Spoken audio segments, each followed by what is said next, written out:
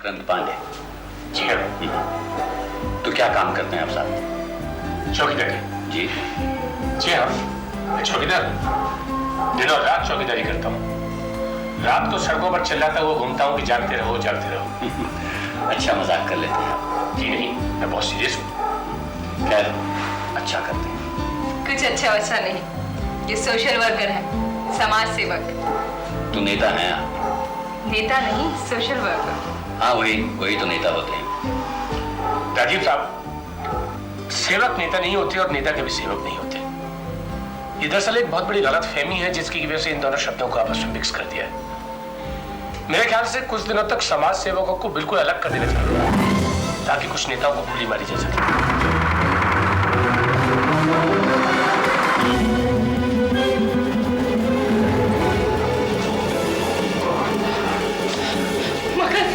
कौन थे ये लोग?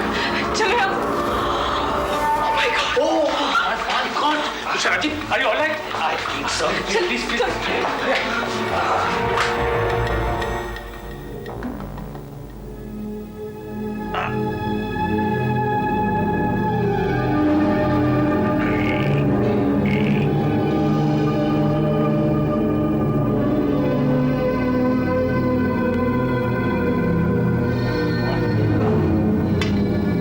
किस्मत की बात है कि गोली बहुत ज्यादा गहरी नहीं गई।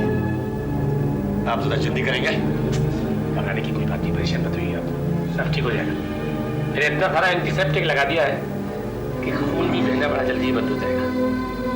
हमें सिर्फ इंस्पेक्टर साहब के आने का इंतजार करना है। वैसे एक बात है, अगर हम टाके लगवा ले तो अच्छा है, जल्दी से घाव तो भी भर जाएगा। आज तो इससे अच्छा है कि मैं डॉक्टर के पास चला जाऊं। आप बार बार क्यों डॉक्टर के पास जाने की बात कर रहे हैं राजीव साहब? समझ क्यों नहीं रहे? डॉक्टर के पास जाने में खतरा है। आरज़ू मैं बात तुमसे कर रहा हूँ, ये आदमी बीच में हर बात में दखल क्यों दे रहा है? आरज़ू भी वही कहेगी जो कि मैं कह रहा हूँ। Will you shut up? Rajiv. क्या राजीव क्या? मैं तुम लोगों के साथ इसलिए चला कि मुझे लगा तुम लोग ठीक ठाक हो, और ऐसे बवाल में फंस गया। ऊपर से तुम पे कोई असर ही नहीं है, ऐसे बिहेव कर रही है जैसे कुछ हुआ ही नहीं। Please Rajiv, relax. बकवास बंद करो। रिलैक्स?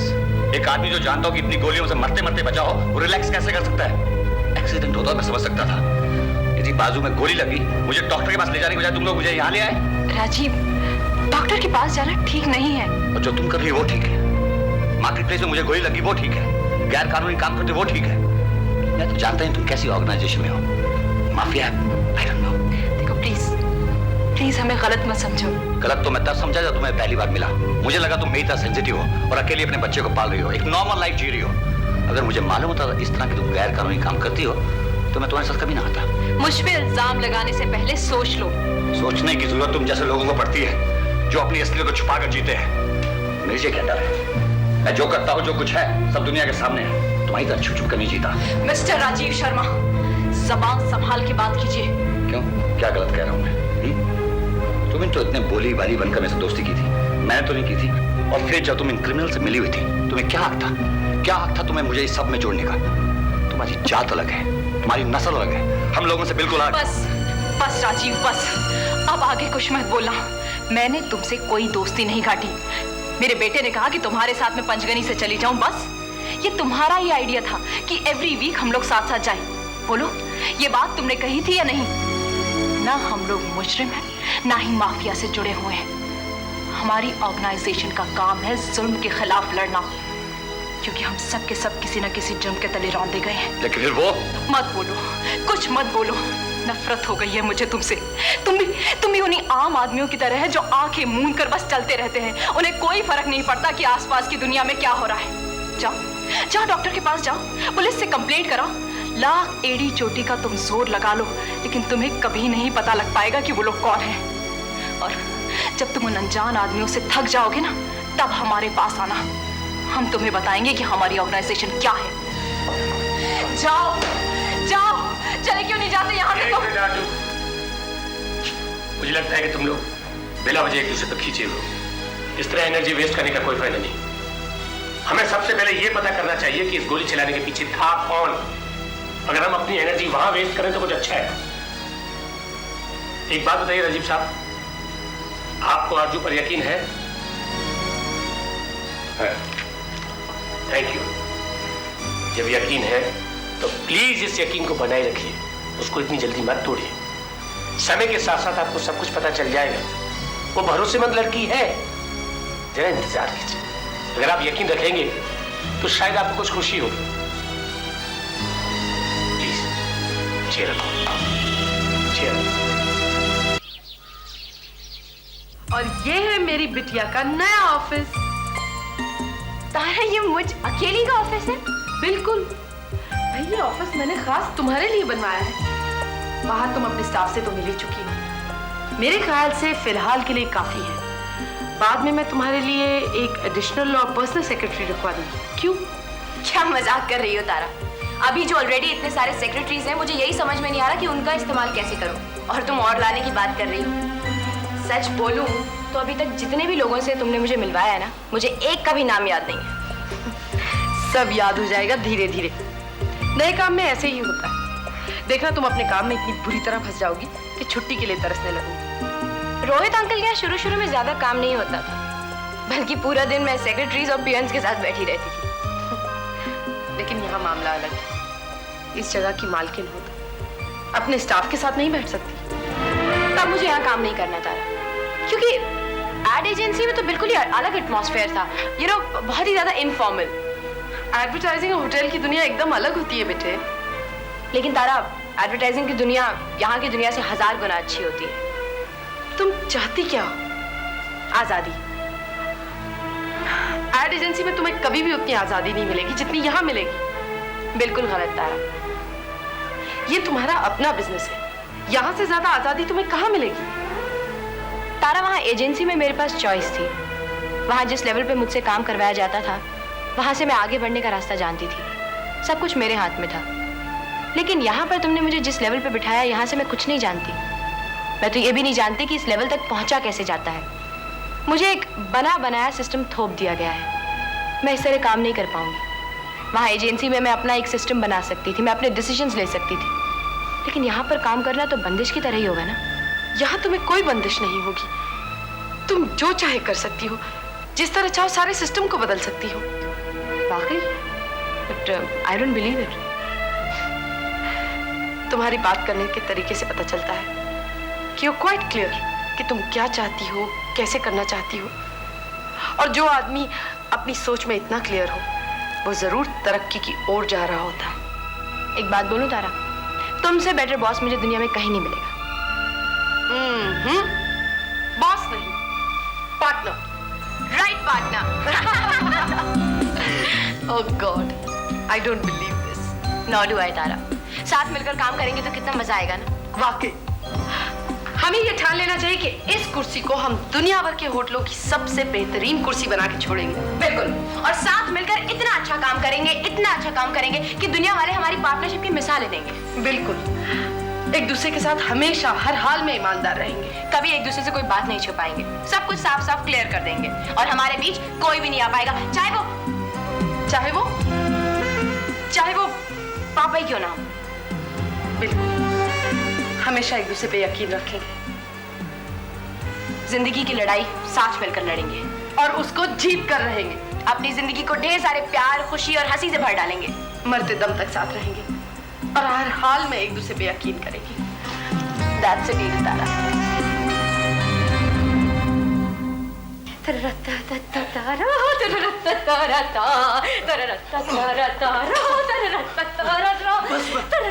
बस मैडम बस, ये क्या कर रही हैं आप? इडियट, तुझे नहीं मालूम जब इंसान बहुत खुश होता है या बहुत दुखी होता है तो वो डांस करता है। मैं आज बहुत खुश हूँ, इसलिए तुझ जैसे नाली के कीड़े के साथ भी मैं डांस करूँगी। देखेगा कैसे नाच करती हूँ, देख। लेकिन एक बात बताइए मैडम। पूछ पूछ पूछ। जिस आदमी का पता लगवाया है आपने मुझसे, आखिर वो है कौन? तुझसे मतलब कीड़े? जी वो None of your business, damn it. Madam, असल में मैंने बहुत पता लगाया कि वो कहाँ है, किस हाल में है। इसलिए मेरे दिल में सवाल उठा कि आखिर आपका क्या रिश्ता है उससे। कुछ ऐसे सवाल होते हैं कीड़े जिनके जवाब नहीं होते। तुम्हें कितना जानना है वो मैं तय करूंगी, ना उससे एक पैसा ज्यादा ना एक पैसा कम, समझे? और बाय द वे तुम्हें क्या हक होता है? हाँ, मुझे सवाल करने का? जी मैडम। गुड, चलो मुझे वहां ले चलो। बाकी के पैसे उस आदमी के मिलने के बाद। चलिए।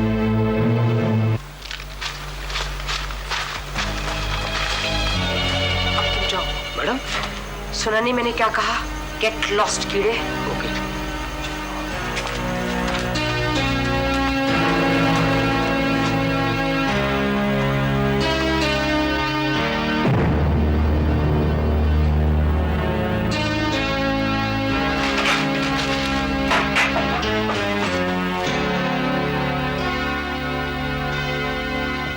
बाहर निकल बे बुड्ढे। क्यों? कौन हो तुम? मैं बाहर नहीं निकल रहा। निकलता है या मैं बताऊं? क्यों निकलूंगा बाहर यहाँ से? हाँ? ये पब्लिक प्रॉपर्टी है, किसी के बाप की जागीर नहीं है। बहुत थक के खा चुका हूँ मैं, नहीं निकल रहा मैं बाहर यहाँ से। इधर रहेगा बिजबिजाते कीड़ों और सड़े हुए चूहों के साथ? हाँ, यही रहूंगा मैं चूहों के साथ, क्योंकि उसकी और मेरी यही जगह है। साफ सुथरी जगह में तो उसको भी लोग रहने नहीं देते और मेरे को भी नहीं रहने देते। ए नौटंकी की बंद कर और बाहर निकल आ चुपचाप। शमशेर सिंह। शमशेर? तुझे मेरा नाम कैसे मालूम? कौन है? हाँ? कौन है बोल? पागल हो गया बुड्ढे। रमी, ऐसे नौटंकी करता है? तू जानता नहीं मैं कौन हूँ? अगर तू मुझे जानती है तो मैं भी तुझे जानता ही होगा, लेकिन पहचाना नहीं मैंने तुम्हें। कोशिश कर, देख पहचाना मुझे? कसम से नहीं पहचाना। अच्छा, कोई बात नहीं, फिर मैं चलती हूँ। एक मिनट। अगर तू मुझे जानती है तो एक मेरा थोड़ा सा काम कर जाना। क्या? पैसा देना मेरे को, थोड़ा सा पैसा। कितना? 500 रुपए। 500? ओह माय गॉड, ये तो बहुत ज्यादा पैसे हैं। हाँ, बहुत बहुत भूख लगी है मेरे को। देख ना कितने दिन से खाना नहीं खाया मैंने। That's your problem, not mine.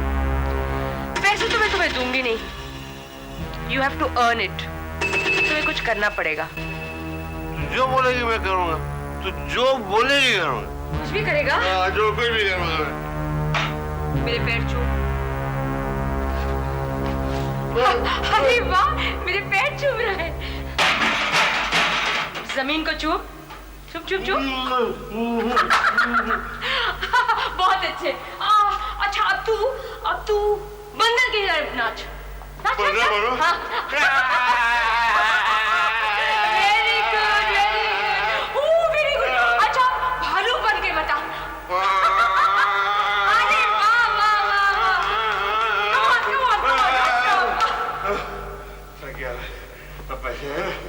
देती हूँ, पहले पहचान में कौन? नहीं पहचान पहचानने की कोशिश कर। नहीं पहचान। नहीं आ रहा है? नहीं आ रहा है?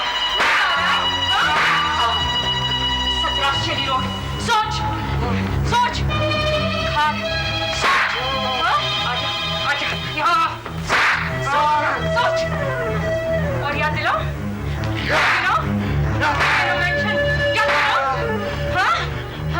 पहचान कौन है? देख मुझे, नहीं पहचाना? मैं तेरी औलाद हूँ, you bloody bastard!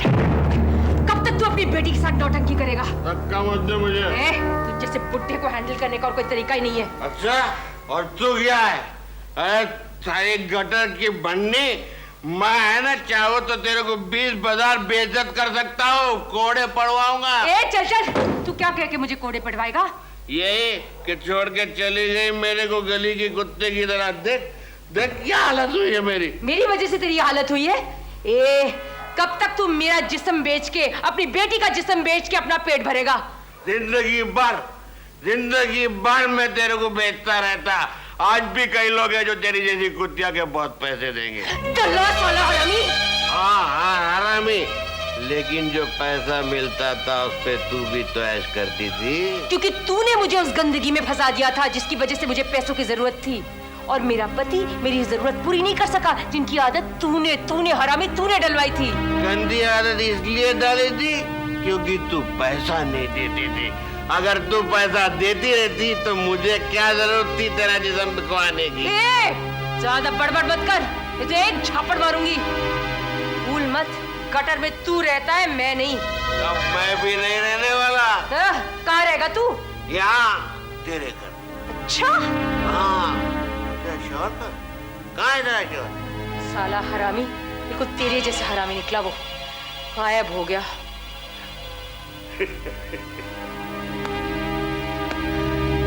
गायब हो गया, चला गया तेरे को छोड़ के, ये सारी धन दौलत तेरे लिए छोड़ के। अरे काय का पैसा छोड़ गया, एक फूटी कौड़ी नहीं छोड़ गया, सब कुछ अपनी बेटी और उस रखेल के नाम छोड़ गया है।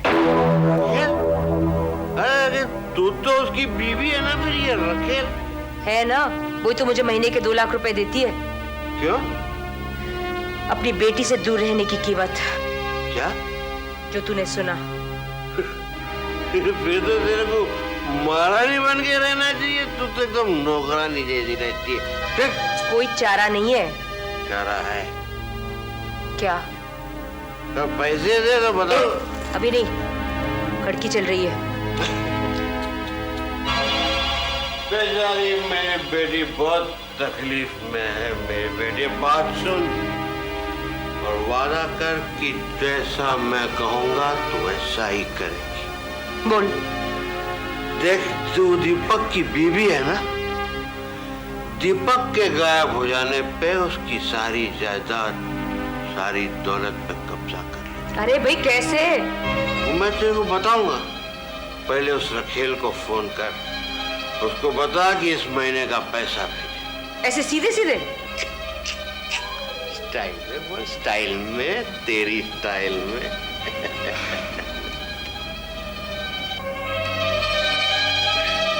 मैं जब तक तेरा घर देख के आता हूं। पता नहीं बुढ़ा क्या चुराएगा।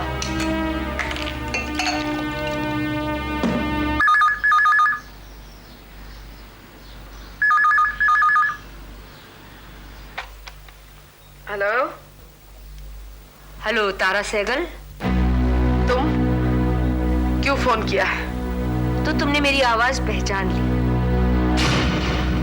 किसी का कहना सही है कि इंसान या तो अपने चाहने वालों की या तो जिसे वो बहुत नफरत करता है उसकी आवाज पहचान लेता है। तारा सहगल, शायद तुम मुझसे नफरत करती हो। बकवास मत करो। क्या चाहिए? पैसा। और क्या?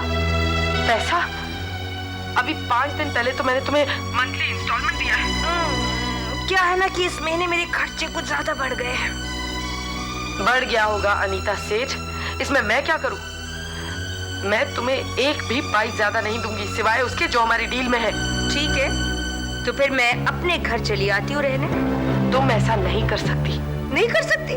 तुम्हें मालूम नहीं मैं और क्या कर सकती हूँ? तुम मुझे ब्लैकमेल करने की कोशिश मत करो, ये हमारी डील में नहीं था। मैं इससे भी ज्यादा तुम्हें ब्लैकमेल कर सकती हूँ। डील गई भाड़ में। मैं नहीं मानूंगी। जो देखो आगे आगे होता है क्या। कितना पैसा चाहिए तुम्हें? 2 लाख। क्या? तुमने अच्छी तरह से सुना, 2 लाख। द प्लेस जहाँ हमेशा तुम आती हो। एक दिन तुम्हें इस सब का हिसाब चुकाना पड़ेगा अनीता सेठ। हिसाब मुझे नहीं तुम्हें चुकाना पड़ेगा Tara Sehgal, and you know it. इसलिए तुम ब्लैकमेल होती रहती हो और मैं तुम्हें ब्लैकमेल करती रहती हूँ।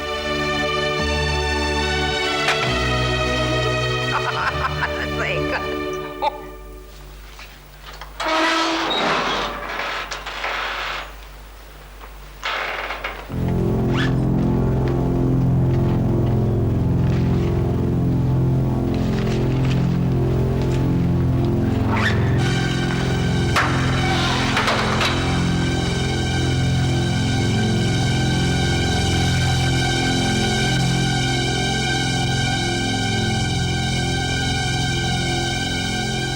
इस वक्त इतने पैसे लेकर कहाँ गई होगी तारा? यहाँ जब भी मैं चाहूंगी तारा सहगल यहाँ आएगी। जितने भी मैं पैसे चाहूँ तारा सहगल यहाँ दे के जाएगी। हम मुझे पैसे दे के जाएगी।